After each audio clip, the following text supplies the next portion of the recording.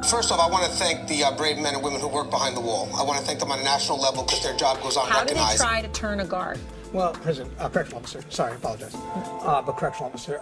How are you guys doing today? It's Anthony Gangi. Welcome to another episode of Tear Talk. Guys, we're going to talk about dishonesty in corrections, the importance of being honest, having integrity.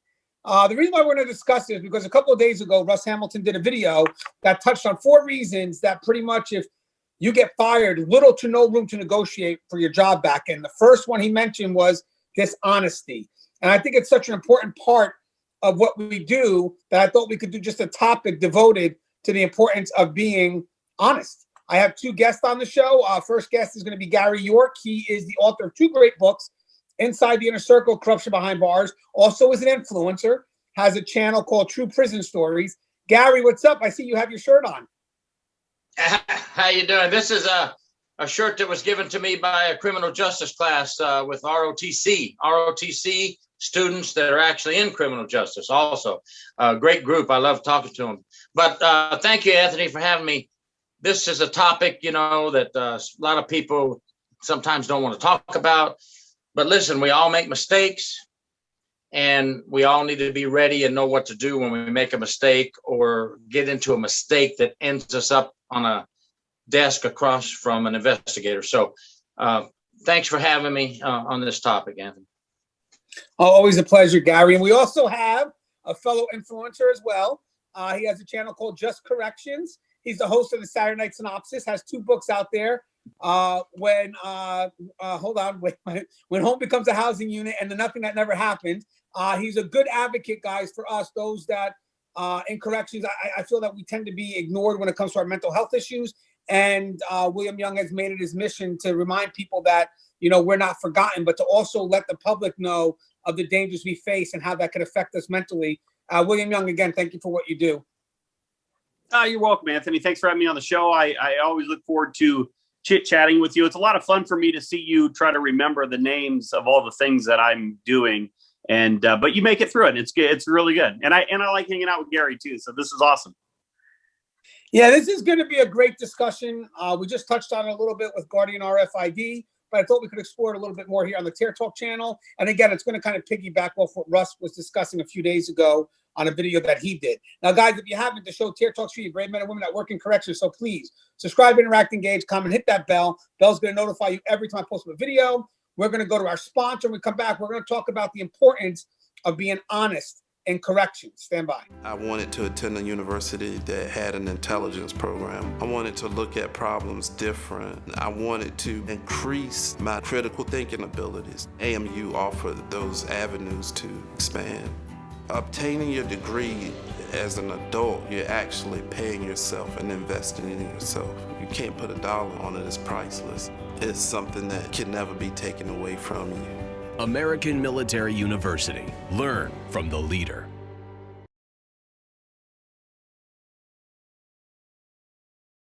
All right, and we are back. So guys, real quick, before we get into this discussion, I want people to know that we need to do whatever we can in our environment to reinforce integrity, to reinforce trust and honesty. So even though I'm not minimizing people that decide to kind of venture out and be dishonest, I want people to know that's also up to us as management to reinforce any chance we get for people to speak up if they made a mistake. And when I say mistake, I'm not talking about negligence. I'm not talking about criminal acts. I'm talking about actual mistakes because you get pressured to make a decision in a split second. And sometimes those decisions could have negative consequences. But we need to do what we can to be constructive in nature, not be so quick to discipline because maybe there's a reason why that person made that choice. But I'll go with Gary first because Gary's also a retired investigator. Honesty, we're put in a position where we take that sworn oath to protect and serve. I mean, once you cross that line and you're dishonest, whether it's in paperwork or just with how you carry yourself, how does that affect how you are viewed, but also how the agency can be viewed, Gary? Well, honesty and integrity, you're representing not only yourself, but you're representing the agency. And I like to take it one step farther. Honesty and integrity, you represent yourself, your agency, and your family, because you're going to go home to your family and it all will boil in together if you make a mistake. Now, I want to make just one short statement. You make a mistake in your job, it possibly can, even though we're not talking criminal, it could still end you up on the other side of a desk talking about something criminal. So a mistake could lead to administrative, and it can lead to criminal from my experience, but we don't want you to be involved in any of that. So just like Anthony says, the integrity and honesty will save you. Florida Department of Law Enforcement is the one that oversees all the correctional officer certifications in the state. If I ever had to do a civil, criminal, or administrative investigation, I had to call the Florida Department of Law Enforcement and report the case number so they could review it to see if the officer will maintain their standards. So listen, they're number one of all people who lost their jobs was not because of what they did, the mistake they made. It was from getting scared about the mistake and sugarcoating the mistake or lying about what they did, and they were terminated. Folks, the truth will set you free. I'm sorry, Anthony, I stole that. The truth and integrity will set you free, as Anthony's title of this video is. It's the truth. Be honest, be truthful, tell it like it happened. You're going to come out way better than you thought. Yeah, and guys, and I'm sure William will compliment this, truth doesn't, or honesty and integrity doesn't come from having it be discovered and then someone come and telling you, oh, you made a mistake. It comes when you know you need to step up because there's that feeling of conflict inside you if you don't do the right thing. So it's not so much motivated by the environment, it's motivated by how you feel about yourself and what needs to be done so you could, resolve that conflict in regards to, I'm just thinking of an issue right now is, we have a lot of issues where people actually wait for someone to point out that you made that mistake. And at that point, they step up and they say, yeah, that's right, I did make that mistake, in the hopes that that can still connect them with that level of honesty that we need in this agency. The funny thing is, what actually helps that connection is when it's not pointed out. It's when you come up automatically and said, hey, listen, Sarge, I made a mistake. This is what happened. Even if there's a chance it will never be discovered, you still go ahead and bring it up because that reinforces that level of trust that we need. But I also want to forward something to the supervisor. The supervisor has to allow that, which means that you have to be trusted as well. If you have an environment, and I'm sure Will can comment on this, is if you have an environment that doesn't promote trust and is quick to cover your own ass, like basically it's, I'm not quick to teach you, I'm quick just to protect myself, which kind of moves the teamwork aside. It's more of a me environment. It's an isolated environment. Then what happens is people start hiding their mistakes. They start just kind of throwing it under the rug because they're afraid that you're going to be quick to write them up. So part of the environment, part of the trust comes from what we can provide, or we can reinforce if we have people that are willing to step up without having it being pointed out. I mean, what's your thoughts on that, Will? The reinforcing of those that are, have that honest mindset, that want to say they made a mistake. Well, I think if the only engagement you have with your supervisor is when they come to you and say that you made a mistake or that you did something wrong, or every time you try to talk to them, they're standoffish, they seem put off by it, then you're not going to go to your supervisor. And so some of these mistakes can be prevented by just having a psychologically safe environment where a frontline staff member can reach out to other officers or to reach out to their supervisors and ask them questions before they make that decision. Because a lot of times, like you said, we operate on the fly. We're making decisions just very quickly throughout our shift, throughout our day. And some of it, we're just making it up because policy doesn't cover everything, right? We operate in the gray quite a bit. But if I have a supervisor that seems pissed off every time I call him on the phone, I'm going to stop calling him. And then if I do make a mistake, like we just had an officer arrested not too long ago. And when I look at that, I see, we always talk about it starts with something small, right? Anthony, your book, Inmate Manipulation, it talks about it starts with something small and then it snowballs, right? So what if we had an environment, a relationship with other officers or staff where supervisors, where you could go to them and say, hey, I think I screwed up. I think I may have crossed that line a little bit before it gets to the point of being a criminal offense, before maybe you're treating that inmate a little bit differently before you're bringing in stuff, before you're bringing in drugs, cell phones, having a relationship with them.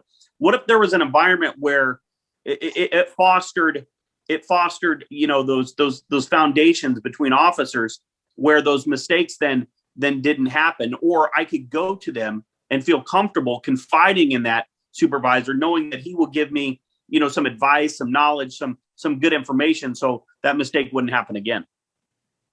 Yeah, I love that. And in the other video, we discussed loyalty. I know some people will say, well, the perspective is who you're loyal to. Well, ultimately, you should be loyal to yourself first. It's not selfish to be loyal to yourself first, because when you're loyal to yourself, you bring out a level of confidence, consistency that can then also help you when it comes to being loyal to those around you. Plus, the people that you're loyal to should be ones that don't put you in situations where you have to shift that loyalty from yourself to some place that's not so steady, someplace that kind of is a greater risk. Because in the end of the day is, if I'm loyal to you, it's because also in return, you are loyal to me. That's the key, but it's being loyal for the right reason. So Gary, I know a lot of people think that, loyalty shifts, and with that shift of loyalty, honesty can shift. But I disagree. I think if you're loyal with yourself first, because at the end of the day, when we have these issues, when we have these major investigations, let's be honest, good investigators, they isolate staff because they want to make sure that there's no influence, something that can shift that person's want to tell the truth. So in the end, if you remain loyal to yourself first, then what happens here is that you're going to be consistent. You're going to be honest. And sometimes, guys, and again, we're talking about mistakes. We're not talking about criminal or negligence. Sometimes it's better for you to let the chips fall where they may, as opposed to thinking that you can place those chips wherever you want them to be. Correct, Darren? Yes, and you brought a very important point up. When you say the investigators come in, and after I talk to each person, of course, we go with witnesses first, and after we've gathered whatever we need to gather, and then the last person we talk to is the person who made the mistake. So we tell each person, when you leave this office, do not discuss this with other people. And you mentioned that just now, Anthony. You know why it's so important not to discuss it with other people? Because number one, if you follow that direction, you're honest and you have integrity. If you run out and tell everybody, this is what the inspector said, and that, so maybe that'll help you out when you get interviewed, you've just now become a subject of the investigation. Don't do that to yourself. Have the integrity and honesty to give your statement, shut your mouth, and don't talk to anybody about it. That'll get you in trouble.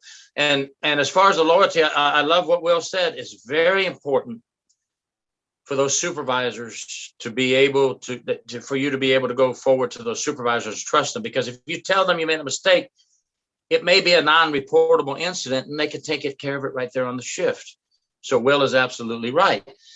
If it is a reportable incident, if I get assigned a case file that says Officer Jones reported to his supervisor that he made a mistake, blah, blah, blah, and I have to go investigate it. Wow, isn't that sound much better than Officer Smith reported Officer Jones?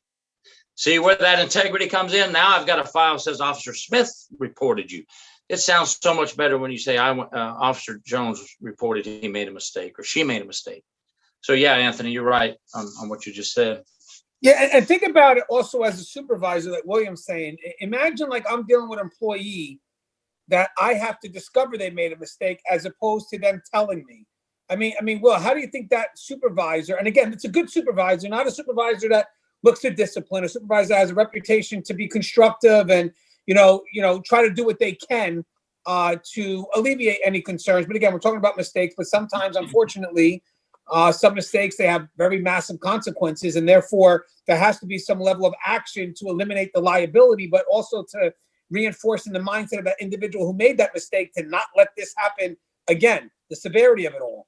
But with that said, as a supervisor, if I'm one of those people that have that reputation that can be trusted, and I have to go to you now to find out that you made a mistake after I discovered it, and probably some convincing before you admit to it, what kind of relationship are we going to have now? Well, I think it'll undermine whatever relationship you have had up until that point. and not only that, but it makes you look guilty. I mean, that's the thing. So if you have to be discovered, if those mistakes have to be discovered, as a person who was in charge of going to tell, looking from a supervisor standpoint, I would start, or an investigator standpoint, I would start to wonder, what else are they hiding? What else are they doing? When they talk to me, are they going to be truthful? It's one of those deals, man, where if you don't talk about the minor things, right? If you're not willing to admit these little tiny things that you're talking about, what else are you covering up? Because you don't even have to lie about it, and you're lying about it. So what else is going on here? And that's when they start digging in, at least in my experience, they start digging in to the cameras. So they get a report on you that says, let's just say that this guy fell asleep at his post. Okay, great. Well, then they ask you about it. No, I did my rounds. I was there and I was awake and I don't know what they're talking about. Well, then they start digging into the cameras and they start looking at the cameras for the last 90 days. And then they start looking at all other aspects, how, do you call in? Do you only work certain posts? And they start tearing it apart. And who knows what they're going to discover when you're trying to cover things up. Right. So it's best to be honest. If you want to keep those relationships solid with your coworkers, other people, and keep your integrity intact, your reputation intact, then just tell them, just be honest. Yeah, I like how you mentioned coworkers. And Gary, I see you nodding your head in agreement. What were some of the points that William said that hit home with you? Well, everything he said is absolutely true. And, I'll use myself as an example. 28 and a half years in corrections. And as a investigator of 12 years, I was investigated twice by FDLE. Once the incident didn't happen, and once the incident did happen, and I said, I did this. I made that choice. Absolutely right. I made that choice. I did that. 3 days on the porch. Okay. I took it and I went on with my career, and it's over. I completed my career and I have a pension, and there's a rainbow at the end, folks. But guess what? That honesty and integrity is what is going to get you to the end of that rainbow. And I wanted to just throw one thing in there real quick, for folks. We're talking administrative, we're talking mistakes. If any mistake you do leads you into a criminal situation where you're being interviewed, where somebody reads you your rights, folks, close your mouth, don't waive your rights, and ask for an attorney or PBA and get the legal advice. I'm telling you, what does every defense attorney tell you? Shut your mouth. Same thing here. Then the inspector will probably tell you have 72 hours to tell me who your attorney is or your PBA rep. Even if you are honest and you didn't do it, I'm just saying sometimes it's better to get legal advice first. You have 72 hours in most states to go get legal advice. Go get it. What's it going to hurt? Then in 72 hours, you're back in front of the inspector and you decide what you want to do then. Yeah, and I like that, guy, because in the end of the day, you're not saying you're not going to be cooperative, but sometimes you do have to be concerned how people could twist what you're trying to say. So, yeah, that's good how we balance that out. Because in the end, you do have some people that have a motive, and that motive could be cover their own ass. And at the end point, you're trying to do the right thing, and that person is just trying to destroy you. And now you have a conflict. And to be honest with you, that type of mentality is what destroys integrity in the workplace.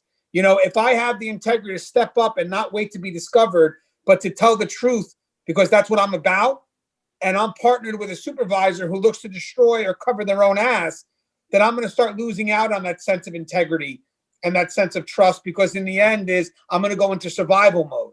I mean, that's what you've forced me into, survival mode. What's your thoughts on that, Will? I see you're agreeing with that. Well, yeah, I mean, here's the thing. I mean, you talk about that code of silence, or that loyalty to other officers. Well, here's the deal. Don't put me in a position where I'm going to not be able to feed my kids, right? So I have to trust you to not make a mistake or not expect me to lie. So so if you're going to do something silly, if you're going to commit a criminal act, then I have no more loyalty to you. I mean, if you're going to only if you're going to expect me or another officer to cover for you when you're going to do something stupid, then that's an unrealistic expectation. So yes, we all have loyalty. We all have responsibilities, obligations to each other. But once you cross that line, you have to admit it. You have to come out and say, guys, listen, I love you.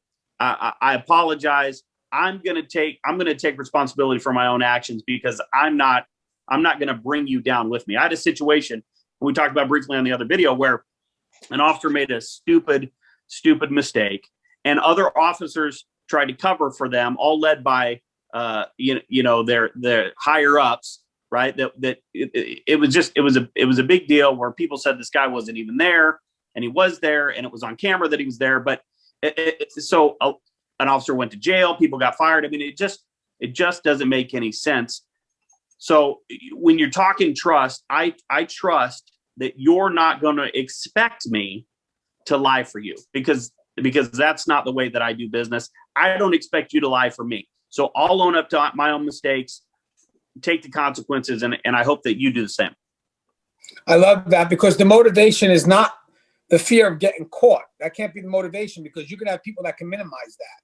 The fear is, it's really nothing to do with the fear. It's the fact that you're doing it because it's the right thing. I think that when there's an investigation, I mean, Gary can compliment this, is that, you don't want to battle to get the truth out of somebody, because even if you do wind up getting the truth, the investigator or admin is not going to forget the battle. And now we're putting this person back on post who I don't know if they can be trusted. Like, they haven't left my office with 100% trust. I mean, you can have someone that maybe a chance that they would have never caught what they've done, but they come up and they volunteer it, not because they're afraid that they're going to get caught, but because that's in them. That's what they do. And I think it's great when the investigators or admin take note of that and saying, hey, be advised, though, this person brought this to our attention. He volunteered it. It wasn't discovered. This person has a very high level of integrity. So maybe they need to be trained in a couple of areas. But I'll tell you one thing, we have someone we can trust. Sometimes that's stuff you can't train. This is something that we need to reinforce. But Gary, just to kind of piggyback off that, if you had to spend all day fighting to get the truth, and then finally the person reveals it, my concern is if we put this person back on their post, is this someone that we can truly trust to do the job? Give me the person that's just going to come up front and tell it like it is. If I have to spend 10 minutes on an interview or a taped interview with somebody that's just going to tell me like it is and we're done, versus 2 hours of somebody trying to wiggle their way out of something, and then I have to go do more investigation, and then I have to come back and interview them again. Listen, I'm just the investigator when I do these things. Here's the people that are going to see what you say on this tape. All your managers, all your middle management, all your upper management. And in our case, every state has this also different entities. FDLE, who controls your certification, is going to see this investigation. So now you not only may lose the trust of your frontline staff, you've lost the trust of middle management, upper management, and FDLE sitting there wondering, is this the type of person we really want to keep their certification?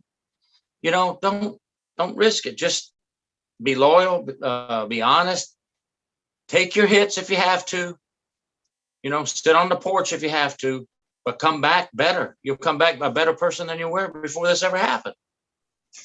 And Will, real quick, obviously, if you're not honest, I think the agency also sees liability.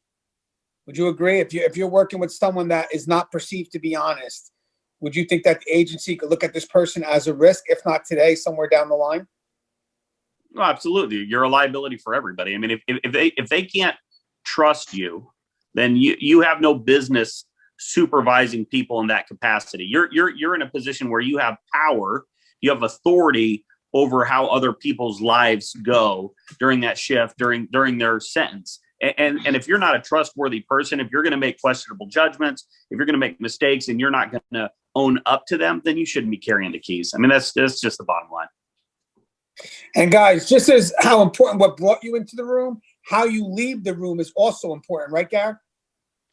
Wow. Yeah, now, I'm not the one as an investigator when I did do that part that makes the final decision. I just gather evidence, gather statements, put it together and send it up. And the attorneys of our agency and the wardens and the assistant wardens will make the final decision together. But doesn't it make a heck of a difference if you say, I've had officers say, thanks, Inspector York, shake my hand, appreciate your, and you don't have to say that, but I'm just saying, piggybacking off what Anthony said. So now one of the attorneys, and they do call the inspectors, what you think about this guy, Gary? You know what? This guy or girl has never been in trouble before. Well, they got a couple of little blemishes. That's what you're going to get in this career. Will said it before.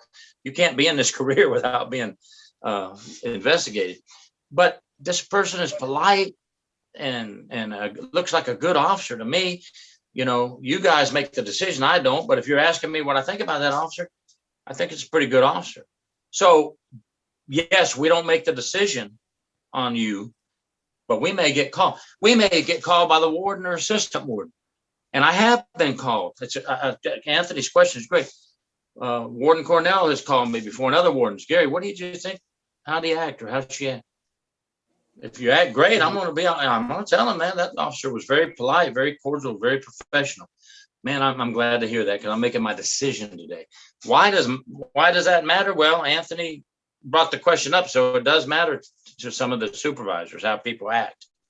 Yeah, I think, and I'm sure William will agree. I think that having someone, even though there was a mistake, having someone to validate this person's character in a good way will also add some context to that mistake that will alleviate negligence and criminal, if you will. You know, so if I know that this person was honest from the get-go, stepped up, someone I can trust because, I didn't have to discover it, the person volunteered it, that character will give us a context that will say, okay, well, he made a mistake today or she made a mistake today, but I can trust them tomorrow.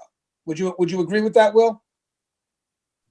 Oh, 100%. I think the way you carry yourself as an officer, your honesty, your integrity can mean the difference between getting fired and getting a couple of days suspension. I mean, Gary's 100% right. And if you think that it works any other way than those conversations where they say, hey, what do you think about this person? Or how did this person behave? Or looking at the body of work of an officer and saying, is this person worth a second chance or not? I mean, if you've been, it's no different than the officers that abuse their sick time. And then all of a sudden they have a serious injury or illness and they have to take time off. And now they don't have it anymore. And they're like, hey, can you donate time? No, you should have saved it up. If you're honest, you carry yourself in a good way.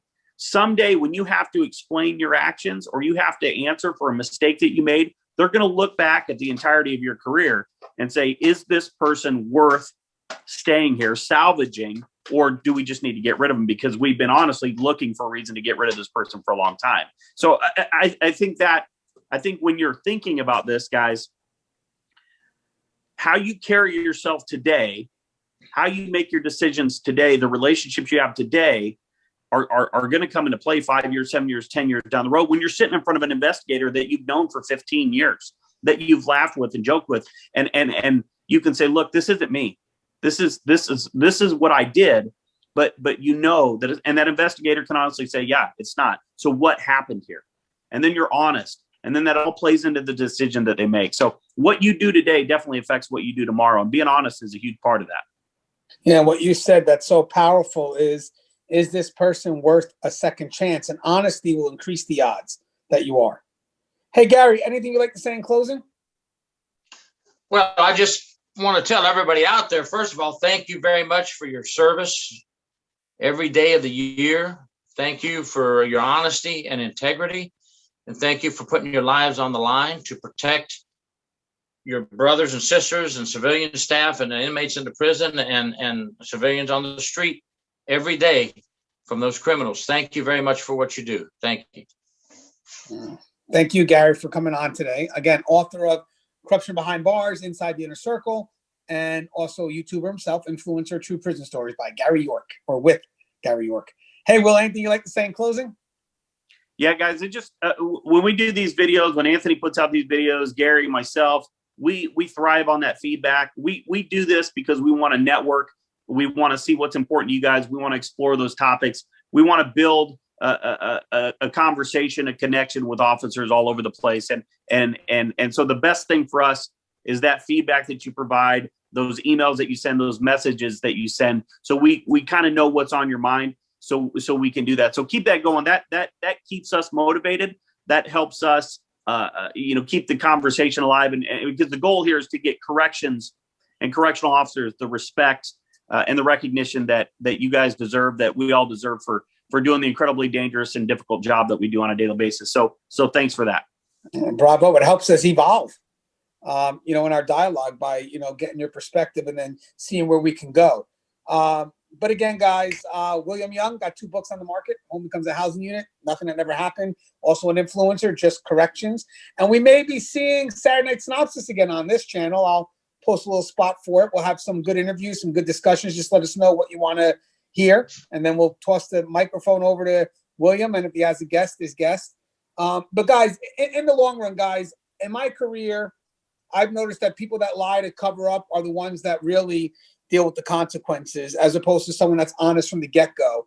In the end, if you made a mistake that is severe, sometimes you have to take it on the chin. I mean, because that's just, it is what it is. I'm sorry, all the time, because we need honesty. Because in the end, the moment you try to cover up, what's going to happen is the investigators, they're trained. They're going to knock away your confidence by knocking away your consistency.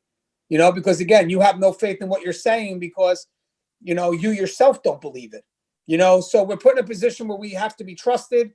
A big part of that is what we step up and admit, as opposed to what gets discovered. And once you cross that line between being honest and dishonest, and you really start crossing into, even if it's just once, that lie, guys, the agency now sees you as a liability. And then, like William said perfectly, I think it's a great way to end the show is, will you be trusted to be given that second chance? That is very, very powerful. Again, will you be trusted to be giving that second chance? Trusted and second chance. As always, guys, the show is Tear Dog. If you haven't, please subscribe, interact, engage, comment, hit that bell. Bell's going to notify you every time I post a video. Stay safe.